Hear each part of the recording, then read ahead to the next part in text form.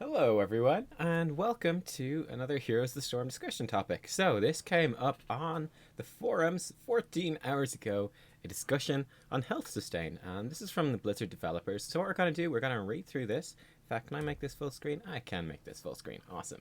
We're going to read through this in this video, and I'm going to give my thoughts on sort of the ideas and the stuff that they're looking at changing, including some potentially some fairly radical things. Anyway, let's go through it. So hey all, my name is Matt and I'm a member of the Balance team for HotS. I'll be coming to the forums occasionally to highlight different areas of the game that we're currently examining. With this, I'll be looking to get your feedback, but also provide the community with additional insight into why we are investigating something, what the goals we're trying to accomplish are. I won't be trying to respond to every question, they're listening to feedback, cool.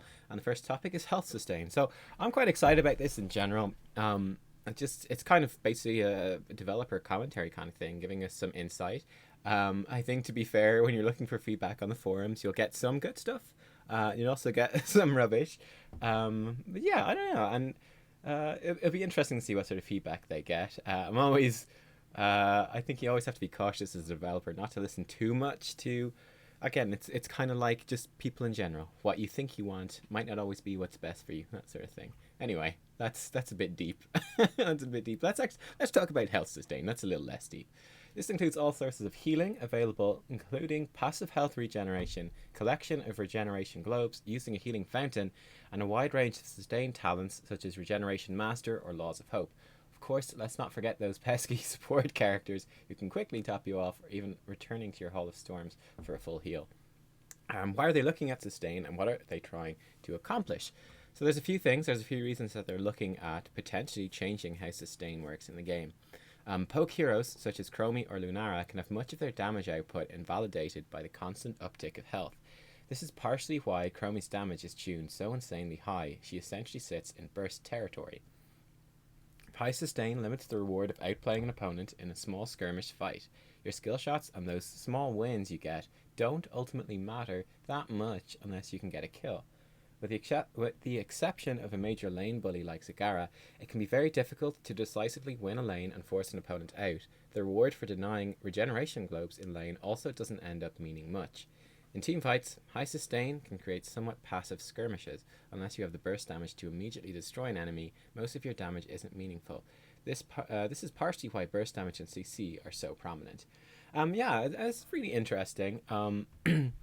To give a bit of perspective, I played League of Legends for a couple of years, around when it first came out, maybe two, kind of vaguely in the third year.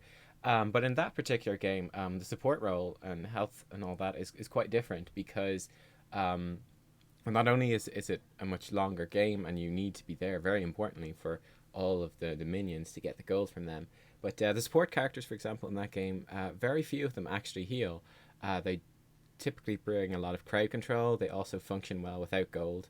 And it's just part of how that game is designed, that you get gold for killing minions. You've got 5 heroes and 3 lanes of minions, so they have this one support character who functions without gold. They just sit in a lane with another character and kind of just baby them through the lane. They protect them and bring kind of crowd control utility to the team fight. So very different support design from Heroes of the Storm, where we have pretty much all of our supports heal in some way, and that's represented on the scoreboard as well. So that's kind of interesting. And also in League of Legends, like, little bits of damage you take do matter much more because you can be punished for it. Now, one of the flaws, I think, in League of Legends is that it can be very snowbally and can be quite frustrating at times. But anyway, let's take a look at this. So poke heroes, much of their damage can be invalidated. Again, certainly to an extent. I don't know how much is due to... okay, so the constant uptick of health, that's obviously more than just health regen. That's, I suppose, all this stuff combined in general. So that is fair that, poke isn't massively effective. Now, that being said, and he says somewhere here as well that high sustain can make... Yeah, it certainly can make passive things. But most of your damage is meaningful. I mean, poke damage still is meaningful. There's no doubt about that. I mean, look at Li Ming, a very powerful poking hero. She can get an awful lot done. I think, and Chromie as well, her poke can be very powerful. I mean, if you manage to hit like a squishy hero, you can create a lot of pressure for a while in a team fight. But it's right that eventually that that can get healed up fairly quickly. It kind of depends exactly how much poke is coming out. Um, which I think Lunara is, for example, quite interesting because her poke is very slow. Yeah, it's she's more sustained damage. She doesn't like have bursty type poke, whereas Chromie does have bursty type poke. So that's kind of an interesting comparison. And yeah, I mean the high sustain. It definitely does limit their rewards of outplaying opponents in small skirmish fights. Yeah, for sure, because I mean it's so easy to get healed up or whatever. Interesting, interesting. Well, I mean, let's talk about what they can actually do to change it and see what they're looking at here. The above is an oversimplification, yeah, sure. But yeah, I mean, it's yeah, very simple. Can you explain a full game this complicated in what is it, 4 bullet points? Hell no. But it gives an insight into the sort of things they're looking at. I think it does that well.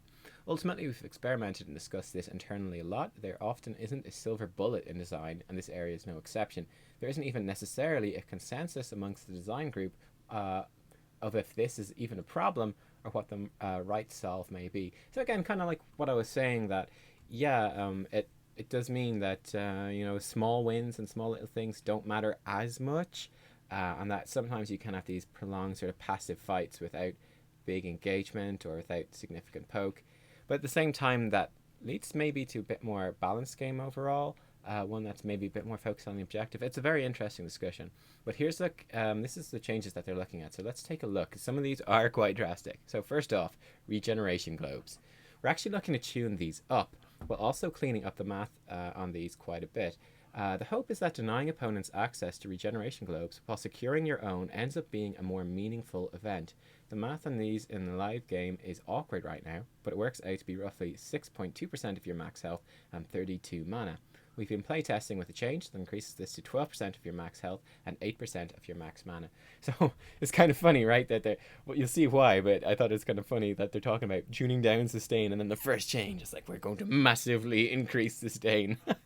But it makes sense in the light of these things. But yeah, I think, the mana change seems like quite a strong bit. I don't know if the mana scales up over the course of the game, whereas obviously percentages do. So that'd be kind of interesting. It would make it maybe a little bit weaker. I don't even know if that would be weaker. It's probably even stronger, much stronger at the start of the game, and then way stronger later on in the game, which is interesting. And also essentially doubling the amount of health you get. And this will make more sense when we look at things like what they're going to do with maybe passive health regen. But yeah, it just makes health globes more significant. And that's both good and bad. So yeah, it makes the laning, I think, much more impactful because you're trying to get these regen globes. It could make it a bit frustrating if you're getting denied these regen globes. Like if you are up against some sort of lane bully hero, or it could put a lot of priority on lane bully heroes, essentially heroes that can zone you out or bullying people off the regen globes. Because hey, if you're picking up the regen globes, you're getting massive heals from every single wave, and if you can chase your opponents off it, then they're going to miss out on a whole lot. For example, let's say like you're stuck on a mage in a solo lane or something, like HotS or someone, that could be quite annoying. So I don't know. I think it's an interesting idea for sure. But I think the basic idea behind it is that it makes being good in lane and creating these opportunities to collect your own regen globes and deny them much more impactful, like significantly more impactful. But could it add for some frustrations for other heroes or for certain hero matchups? And well, it obviously would swing the meta in certain ways, but I wonder if how much. Anyway, we'll come back to this when we look at some of these other things. Healing fountains. We wanted to make using your healing fountain a bigger moment. A crazy first idea we had was to increase the cooldown on these from 100 seconds to 300 seconds and buffed accordingly. With such a long cooldown, it would become a huge moment and extremely deliberate of when to use a healing fountain. After much testing, we're leaning towards a smaller change though. We've been playing with increasing the cooldown from 100 to 120 seconds, which feels meaningful but familiar. There are additional moments where that added 20 seconds is enough to force you back to the Hall of Storms. We've also increased the mana provided from 20% to 30%, but kept the health the same. This ends up being an overall reduction to the health per second that these can provide. So I like this idea a lot. I think changing it from 100 to 300 would be a terrible idea. The reason being that would make the healing fountains so powerful that it like basically team fights and fights over objectives would essentially revolve around healing fountains as opposed to anything else. If they're like the cooldown is 3 times as long and they're 3 times as powerful, so essentially a healing fountain would become like 1% to 100% heal for most, probably all heroes in the game. It would be like fully restore all of your health, like from nothing, which is insane. That would be more powerful than an heroic. It's essentially like an ancestral healing for anyone that can tap that fountain, which is nuts. And yeah, that would, yeah, it would just make healing fountains too powerful, like to the extent that, oh well, I don't think that'd be an enjoyable game if instead of playing around the heroes and the objective itself and, you know, the heroic abilities and heroes' health and mana, if you're instead playing around whether people have used their healing fountain or not, or, oh, their healing fountain's on cooldown, they can't even fight this objective because we've got healing fountains and they can't. You know, that sort of level 9 to level 10 thing you have at the moment with, okay, they've got heroics, but we can't, we just have to straight up give up this objective we can't fight. You know, that's fine, but if that is happening every, whatever, 5 minutes around these healing fountains, that would be annoying. So I think it's good that they're not doing this. I mean, it's cool to try the idea, but I think it's a bad idea. However, I really like changing it from 100 to 120 seconds for a couple of reasons. So at the moment, healing fountains, you know, you do play around them a little bit for objectives. Like, you will generally try to have your healing fountain available for doing an objective, but it's not a massive thing. It's a small thing that certainly helps. And it's one of those things that you're going to try to improve, but it's not like critical. It's not game breaking. It's not a 5-minute massive cooldown. But yeah, I think the 100 seconds is a little bit too short. That a lot of the times, you know, just tapping that healing fountain is kind of a throwaway thing. It might be like you're on 90% health and mana and you just tap it because it doesn't really matter, does it? It's just a 100-second cooldown and they're not that big of a deal. So you'll tap it a bit. Sometimes you can be a bit careless with it and you can use them a bit too thoughtlessly. So I think I would even be happy, honestly, with increasing it to 180 seconds. I think that could work. Even just leaving them with the health that they heal now, maybe increase it a small bit, and then, you know, the mana up to 30% of your max mana. I think that would work pretty well. Or like, for example, you also have heroes that will tap it just for that 20% mana right now. Kind of just thoughtless. You'd be like, I need a bit of mana. I'll just, you know, grab my fountain. Cool. And no, that's not terrible. That's, you know, that's fine. But I think it is maybe at the moment, I agree that 100 seconds, it is a little bit of a small moment. It's just not maybe quite meaningful enough. So I think increasing the cooldown, I think 180 seconds might work. Now, I'm saying this just in terms of my gut feeling. I don't know how that would work in terms of actually putting it into practice with map objectives. Maybe that would be too long for map objectives and they become too important. But yeah, I think I feel like the healing, the health restore that a fountain gives you is completely fair at the moment. I like that they're changing the mana because, again, for some heroes, like Thrall, I mean, not that Thrall needs buffs, but like for Thrall, for example, the health restore isn't really a big deal. It's all about the mana. Or say, for example, on some of the really squishy mages or whatever, that can be a bit mana starved, or maybe something like Vala, where, I mean, your support can heal you up extremely quickly, but your mana becomes a big issue. Getting a bit more mana restore, I think, is fair. So I like this change. I like all these changes. I think 120 seconds is good. I like getting more mana, and I would be willing to maybe look at 150, 180 seconds even. But my gut feeling is that it might be too long. You'd have to investigate it. 300 seconds, definitely too long. 180 maybe, but yeah, I like where they're going here. Passive health regen. Now this is maybe the biggest change of all, everyone. While we've tested quite a few variations here, one interesting test we did was simply turning off passive health regeneration and not allowing players to pick any sustained talents like Regeneration Master or First Aid. This change meant that taking damage from an Abathur Mine or a Tyrande Owl was now permanent. You had to take some sort of action to remove this lost health instead of getting it back for free over time. This change is pretty heavily contested internally, so it's not something we're currently planning on shipping, but it's potentially something we'll explore more in the future. I'm really curious what you guys think about this idea. So I glanced at, honestly, only I think maybe the first comment or two on this post, and people hate this idea. Let's go into it. My initial reaction was, God, no, don't do this. This is terrible. But let's get into it. Let's have a proper discussion, and let's have a good consideration of the pros and cons. Well, let's talk about cons first, because I think they're a bit more obvious. First of all, getting poked down by Abathur Mines and Tyrande Owls is really annoying. Okay, it's really annoying, and removing any health regen or health regen talents makes it more annoying, way more annoying. Making that damage permanent is just not good. I mean, they had to tune down Abathur mines because they were too strong and it was too frustrating to play against. I think they're even looking at maybe tuning them down in future, except Abathur's kind of weak overall a little bit. But yeah, I personally, I don't find the idea of poke damage being super permanent to be very appealing at all. Now, bear in mind as well, they're talking about this in addition to these other two changes. So you would have, instead of having this passive health regen, it would be all about getting regen globes to get it back. Now, would that be a good type of gameplay? I'm not sure. My second big objection, apart from like just poke damage becoming very frustrating, and also that would also in turn make support characters, which aren't being discussed, we'll come to this, but they're not being discussed in this post. It would make support characters just even more essential. But yeah, the other massive thing that I initially went is, whoa, but like so many characters have talent builds, have like legitimate play styles that are built around health regen and regen talents. So I mean, like Johanna with Laws of Hope, for example, is, you know, that's a really, well, incredibly strong talent for sure. But I mean, that's a massive part of her play style, and you know, switching that for like condemned talent or something is a big change.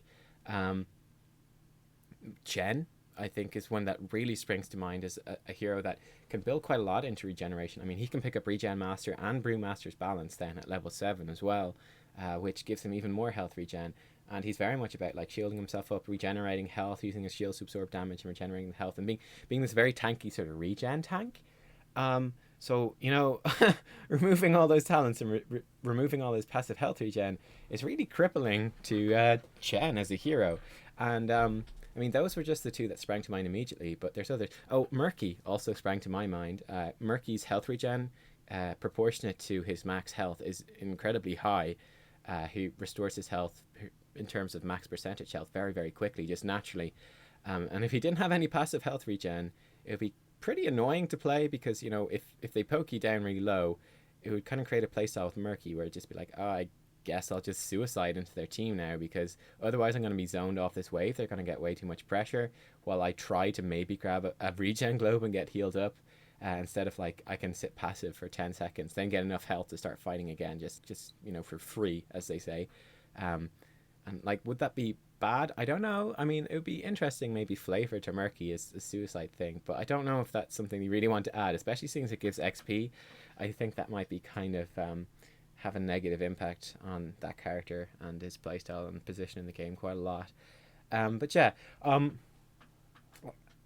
at the same time, and like I don't know, like regen talents and first aid, very few heroes have first aid. They're removing it more and more, yeah, so that's okay. I think, and they've just reworked Regen Master, and I think it's in a really good spot right now where it's good but not overpowered, and like it's a nice choice you can pick up sometimes, but you don't always pick it up. I like the new Regen Master a lot. I think it's really good, and I think it'd be sad to see it go. I mean, honestly, I could see them. I would not like turning off passive health regen. It also makes it would, well, you know, again, you've got these things healing up a lot, but it makes like little mistakes. It could make little mistakes overly punitive. Like even something stupid like tanking a minion wave for a few seconds. You know, you can do that and not feel too bad. Or tanking up, again, bear in mind something like Infernal Shrines, like tanking up those little dudes, the mini dudes on Infernal Shrines. Yeah, you're tanking those guys on the shrines. Now your passive health regen heals you up for some of that, right? And bear in mind as well, on warriors, this would be a massive nerf to warriors because their passive health regen is incredibly high, especially compared to other classes. Now sure, they're getting a whole bunch of health back from globes, yeah, because they got more max health, fine, but whenever there aren't any globes, so therefore during any team fights, or again like Infernal Shrines, when you're fighting on those shrines, there's no globes, or when you're like fighting over Immortals Battlefield of Eternity, there's no globes there. You know, there's no globes, so it's all your passive health regen, and then whatever your support does that keeps you alive, and therefore removing that passive health regen, it suddenly makes like tanking minions on Infernal Shrines becomes really dangerous and really punitive because that's now permanent damage. You don't have, like, if you say you're a warrior, you don't have your warrior's passive health regen compensating for the damage you're taking, so you're slowly taking damage, and it becomes really, I don't know. So that's one interesting effect of that. I don't know whether you think that's good or bad. my inclination would be that it would be bad. It might be a bit too punitive. I'd be open to the idea, maybe.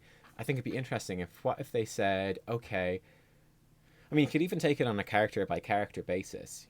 Let's say for characters, we'll nerf health regen for all non, like we'll nerf it for assassins and specialists, but not for warriors or supports. Now that might swing the balance too much, but or potentially they could just will half all passive regeneration. All health regen is now halved, but we'll leave these healing talents just as strong as they were. So regen master still increases your regen by 1 per globe, and that's now maybe more impactful because you have a smaller natural health regen than you would have had before.